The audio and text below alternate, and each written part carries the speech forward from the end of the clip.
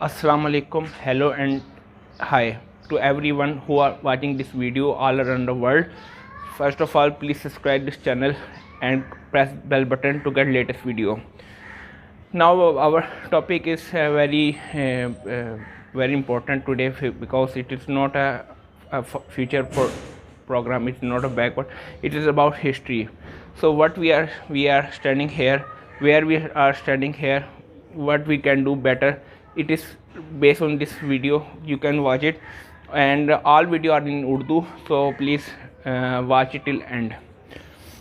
जैसे कि नाज़रीन आपको पता है, पिछले दिनों में 23 मार्च गुजरी है। 1940 को एक करारदाद मंजूर हुई थी, उसके हवाले से पाकिस्तान में करारदाद पाकिस्तान के हवाले से एक दिन मनाया जाता है। लेकिन अक्सर जो आज का यूथ है उसको ये नहीं पता कि करारदाद पाकिस्तान किस मकसद के लिए बनाई गई थी, क्यों बनाई गई थी, क्या किसने प्रेजेंट की थी, उसमें तकरीर में कहा गया था, उसके लिए क्या स्ट्रगल की गई थी, ये किसी को भी नहीं पता किधर हुई थी। ये आजकल की यूथ का हिसाब है जो यूनिवर्सिटीज़ में पढ़ रहे हैं। बच्चों का तो हाल ही बुरा है। आप देखें कि जब यह मैंने 2-4 दिन वीडियो लेट बनाने का, मैंने मुख्तलिफ प्रोग्राम्स देखे हैं जो यूट्यूब में है या टीवी में है। लोगों को इसके मकासद का ही नहीं पता। लोगों को यही नहीं पता कि इसकी रेजोल्यूशन को प्रेजेंट किसने की है। ठीक है, लोगों को पता ही नहीं है कि हम लोग की ये जिस सरजमीन में हम खड़े हुए हैं, इसके लिए कितनी ताकतों की गई है। आज हम पाकिस्तान जिंदाबाद, पाकिस्तान पाइंदाबाद कहते हैं, इसके लिए बहुत खून बहा है। मुसलमानों ने बहुत सख्ती काटी है। जो जुल्म अंग्रेज़ों ने और हिंदुओं ने मिलके मुसलमानों पे किया था, उसका आज हम वो जुल्म हमारे पर नहीं हुआ। अल्लाह का शुक्र, हम एक आज़ाद फ़ज़ा में खड़े हुए हैं। इसके लिए बहुत ज़्यादा स्ट्रगल हुई है। स्ट्रगल किसने की है? हमारे बुज़ुर्गों ने, हमारे बाप-अजदाद ने अपनी ज़मीनें ख़त्म कर दी, अपनी औलादों को कत्ल होने दिया। जब पाकिस्तान और इंडिया के ऐलान बनने की जब हुआ, उसके बाद बहुत ज़्यादा मुसलमानों को शहीद किया गया जो पाकिस्तान के अंदर आ रहे थे। अब जैसे आप देख लें कि 1940 में जो रेजोल्यूशन पास की गई थी, वो जो जिसने करारदाद पेश की गई थी, उसका नाम मंजूर तो मुस्लिम लीग ने की थी, लेकिन किस जगह की थी? मिंटो पार्क में। और किसने प्रेजेंट की थी? और ये प्रेजेंट की थी A.K. फजलुल हक ने 1940 में, जो कि जो उस वक़्त की मशरक़ी पाकिस्तान, जो इस वक़्त बांग्लादेश है, वहाँ से एक लीड लेके मुस्लिम लीग की आए थे और उन्होंने ये करारदाद पेश की थी। ये हम लोगों को नहीं पता। 7 साल कायद-ए-आज़म ने टीबी में गुजारे थे मरने से पहले, लेकिन उन्होंने ये बात कानो कान किसी को ख़बर नहीं होने दी। ठीक, लेकिन हम लोगों को ये अंदाज़ा ही नहीं है कि हम जिस फ़ज़ा में रह रहे हैं, अगर आज आप हिंदुस्तान का हाल देखें, आज अगर आप बांग्लादेश का हाल देखें, म्यांमार में देखें, वहाँ पे जो अक़लियतों का हाल हो रहा है, वो हाल आप देख सकते हैं।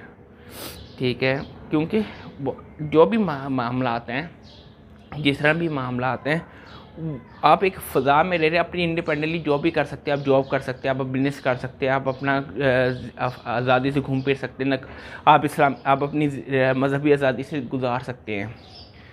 ये अल्लाह का शुक्र है कि जिस जगह आप खड़े हुए हैं। फिर 23 मार्च की एक और अहमियत है। 1956 में पहला पाकिस्तान का कानून पास हुआ। ठीक है, जो आईने पाकिस्तान का कहते हैं, उससे पहले ब्रिटिश लॉ चल रहा था। तो 23 मार्च के हवाले से जो भी हमने सीखा, जो सिखाया, जो भी हमने किया, वो हमारे यूथ आ रही है आगे, वो बहुत गलत राह में चल रही है, बहुत गलत राह में। कोई ट्रैक ही नहीं उनको पता कि हमारा मकसद जीने का क्या है, हम पाकिस्तान के लिए क्या सर्व करें। इसमें गलती खाली यूथ ही नहीं है, बहुत फ्रैंकली मैं बता रहा हूँ, यूथ ही नहीं है, हमारी लीडरशिप का बहुत ज़्यादा कसूर है, हमारी एजुकेशन का सिस्टम का बहुत बड़ा कसूर है। उन्होंने NGOs के एजेंडे में आके, बाहर के एजेंडे में आके, चंद डॉलरों के एवज़ अपनी कौम का सत्यानाश कर दिया। आप देख लें आहिस्ता आहिस्ता इस्लामियत भी ख़त्म की जा रही है, आहिस्ता आहिस्ता माशरती उलूम भी ख़त्म की जा रही है। उनको पता ही नहीं कि बेसिकली ये हम किस जगह खड़े हुए हैं, इसकी अहमियत के खद ख्वाल क्या हैं। हम सोने वाली ज़मीन में खड़े हुए हैं, लेकिन उनको कॉन्सेप्ट ही ख़त्म कर दिए।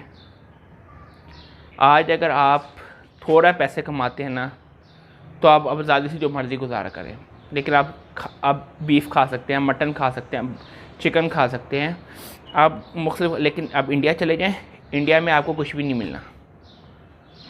ख़ास तौर पे पिछले 5-6 साल से जो उनकी इंडियन गवर्नमेंट आई हुई है बीजेपी की, जो हालात उन्होंने क्रिएट किए। परसों उन्होंने जो तकरीर की है इंडियन प्राइम मिनिस्टर ने, हम किस हक़ से उनके जवाबात का इंतज़ार करते रहते हैं कि वो ख़त भेज दिया बड़ा हमारी बैकडोर डिप्लोमेसी। भाई किस चीज़ की बैकडोर? हर जगह तो जाके हमें ज़लील कर रहा होता है। कसूर हमारा है, हमने अपने रोल को नहीं समझा। जिस मकसद के लिए मुल्क बना है उस मकसद को नहीं समझा। चंद डॉलरों के बस हमारे जो लोग हैं वो बिक जाते हैं। और ये सिर्फ हुक्मरान ही नहीं, जो आज तक लीडर अभी तक बने स्वाय कायद-ए-आज़म लियाक़त अली ख़ान के अलावा सबकी मैं बात कर रहा हूँ। आप किसकी बात करते हैं? अयूब का दौर देख लें, ठीक है, सुनहरी दौर सा। उसके बाद यहिया ने जो भी हालात बने, भुट्टो ने, और जो उसने मुजीब रहमान ने किया, वो भी आपको पता ही सारा मामला। जो आपके फिर भुट्टो का फिर फांसी लगी, फिर ज़ियाउल हक़ का जिस तरह त्यारा क्रैश हुआ, फिर जो 11 साल लड़ाई चलती रही गवर्नमेंट अपोजिशन और गवर्नमेंट की। कौन आप कहते हैं कि हम लोग किस तरह चल रहे हैं? फिर मुशर्रफ ने जो काम रोल अदा किया, फिर पीपल पार्टी ने, फिर मुस्लिम लीग, अब पीटीआई भी, सारे इसी। हमें बेसिकली निज़ाम की तब्दीली की ज़रूरत है। हमें जो इस्लाम का सही करारदार का मकसद था ना, उसी करारदार के मकसद में हमें दोबारा जाना पड़ेगा। हमने किसी को नहीं देखना, हमने किसी को नहीं देखना, हमने अपने आप को देखना है। यूथ को देखना है कि हम अपने लिए क्या कर सकते हैं, हम अपनी पाकिस्तान के लिए क्या कर सकते हैं। पाकिस्तान का नाम आज बदनाम क्यों है? सिर्फ हमारे चंद लोगों की वजह से है। आज महंगाई देख लें, आज आप किसी चीज़ को देख लें, अगरबा पर परवी का नाम ही ख़त्म नहीं होता। जो आता है अपने बंदे लगा देते हैं। ये भाई आपका घर नहीं, ये पाकिस्तान है। यूथ को फैसिलिटेट करो, जॉब के लिए रास्ते खोलो। रोज़ाना आते हैं जी इसने ये कर दिया, उसने वो। भाई वो मसले हमारे नहीं हैं। हमारा मसला हमें रोज़गार चाहिए, हमें मसला हमें बिज़नेस चाहिए, हमें मसला है कि हमारा मुल्क तरक्की करे और टॉप मुल्कों में खड़ा हो। आप आपको यूथ को पढ़ा ही नहीं रहे। आप अपनी पता नहीं कौन सी सिस्टम को ख़त्म करें। आप करारदार पाकिस्तान को ही फॉलो करें। अगर आप लीडर, कोई अच्छा लीडर हो, मैं खान साहब को भी अच्छा लीडर नहीं मानता, मैं नवाज शरीफ को भी नहीं मानता, मैं किसी भी नहीं मानता, जब तक उसको ये ना पता हो कि हमारे मकासद क्या थे बनाने के। मैं ये नहीं कहता कि मोहब्बत वतन नहीं है, सारे मोहब्बत वतन है, लेकिन इनको पता ही नहीं है। सबका एजेंडा ये हुकूमत कर लो। हुकूमत करने से कोई फ़र्क नहीं पड़ना जब तक आपको एजेंडे के नहीं पता हो। कायद-ए-आज़म ने फरमाया काम और काम और काम। कौन यहाँ पे करता है? आज हुकूमत और अपोजिशन अपने उनको अवाम की कोई नहीं परवाह, उनको पाकिस्तान की कोई नहीं परवाह। सीरियस सी बात है। जो ये कहता है कि अवाम को परवाह है, किसी को कोई परवाह नहीं है, सिर्फ अपनी सियासतें कर रहे हैं। अवाम को जो चीज़ चाहिए, मजबूत और तरक्की वाला पाकिस्तान चाहिए। आप 1973 के कॉन्स्टिट्यूशन को फॉलो करें, आप 1940 वाली रेजोल्यूशन को फॉलो करें। जो कायद-ए-आज़म के इर्शादात हैं वो कम से कम हर सतह पे आपको रेगुलरली करने पड़ेंगे। हर रिसोर्सेज पाकिस्तान के पास अल्हम्दुलिल्लाह है, हर रिसोर्सेज। ये मानना कि अवाम ठीक नहीं है, कि अवाम नहीं ठीक, इंडिया की भी अवाम नहीं ठीक, दुनिया की अवामें ठीक नहीं होती, उनको ठीक किया जाता है। आज सीज़न आटे का आ गया, आटा नहीं है। चीनी 105-110 रुपये किलो चली गई है।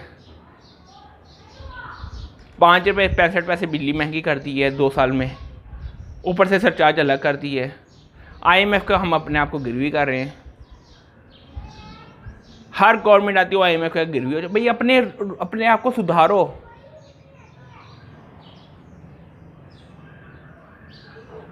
यहाँ पे आप लोग सिर्फ इक़्तिदार की कुर्सी में बैठ के आके अवाम को रुलाने के लिए नहीं आए। मैं खान साहब से बहुत नाखुश हूँ, सीधी बात है। खान साहब ने जो लारे रप्पे लगाए थे वो सब हवा में गए। हमें अपने लिए स्टैंड करना पड़ेगा और 23 मार्च वाली रेजोल्यूशन को अपनी ज़िंदगी में दोबारा लाना पड़ेगा। ये नहीं कि अलहदा वतन, उस विजन में जो विजन उन्होंने हमें दिया कायद आज़म ने, उनकी ज़िंदगी के सारे विजन हमें अपने पूरे करने पड़ेंगे। इकबाल के विजन को पूरे करने पड़ेंगे, मौलाना मोहम्मद अली जौहर के विजन को पूरा करने पड़ेंगे, लियाकत अली ख़ान के विजन को पूरा करना पड़ेगा। बाकी मैं किसी को विजन नहीं मानता, किसी का कोई विजन नहीं है। सबका विजन है कुर्सी। उनका विजन कुर्सी नहीं था, उनका विजन था पाकिस्तान। उनका विजन था कि एक इस्लामी मुल्क जहाँ पे हर कोई आराम से ज़िंदगी गुजार सके। सारे मुफाद परस्त वहाँ पे नहीं थे, सख्त एक्शन लिया जाता था। लेकिन आप लोगों का काम है। अब ये वीडियो देख के मैं ये दुआ करता हूँ कि अल्लाह ताला किसी को अमल की तौफीक दे। हुकूमत तक ये बात पहुँची है कि यार वो जो भी अपोजिशन कर रही करने दो। अब आप मुल्क हमारे लिए कुछ करो। अपोजिशन हुकूमत को भी बेहतरी की रहनुमाई दो। आप अपनी सियासत छोड़ दो, कुछ हमारे लिए, गरीबों के लिए सोचो। मिडिल क्लास तो आपने ख़त्म कर दी है।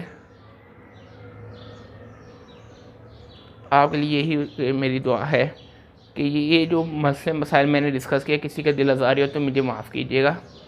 लेकिन मैं इस मामले में सीरियस हूँ कि जो मैंने वीडियोस देखी थी, मैं 2-3 दिन ये सोचता रहा कि इंसान को हमें हमारी कदरें किधर जा रही हैं। हमें अपने आप पता होना चाहिए ताकि हम अपना फ्यूचर का डायरेक्शन ठीक कर सकें। आज हमें डायरेक्शन का नहीं पता, इसी वजह से हमारे मसले मसाइल बढ़ते जा रहे हैं। मुझे उम्मीद है मेरी वीडियो आपको पसंद आई होगी। टिल नेक्स्ट वीडियो, अल्लाह हाफिज़।